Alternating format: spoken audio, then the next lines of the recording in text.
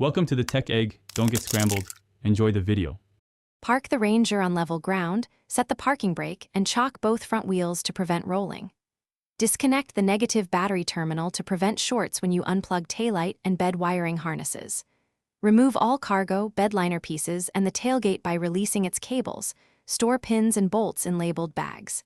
Gather tools: 13mm and 15mm sockets, breaker bar, ratchet, torque wrench, floor jack, wooden blocks, penetrating oil, and 2 helpers or a hoist rated for 400. Start by removing the taillights and unplugging the wiring harness from the bed connectors, then tuck connectors out of the way. Spray all bed-to-frame bolts with penetrating oil and let them soak for 10 to 15 minutes to ease removal.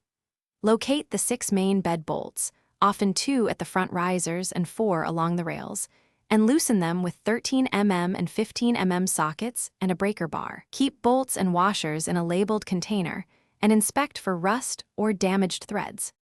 Support the bed with a floor jack and wooden blocks under the center before you remove the final bolts so it does not drop. With 2 helpers or a hoist, lift the bed straight up, watching for fuel filler hoses, vent lines, and wiring. Do not pry the bed off at an angle to avoid bending the frame.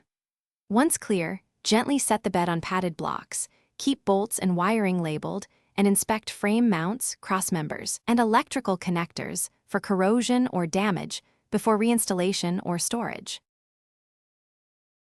Thanks for watching. Consider subscribing if I helped unscramble your problems.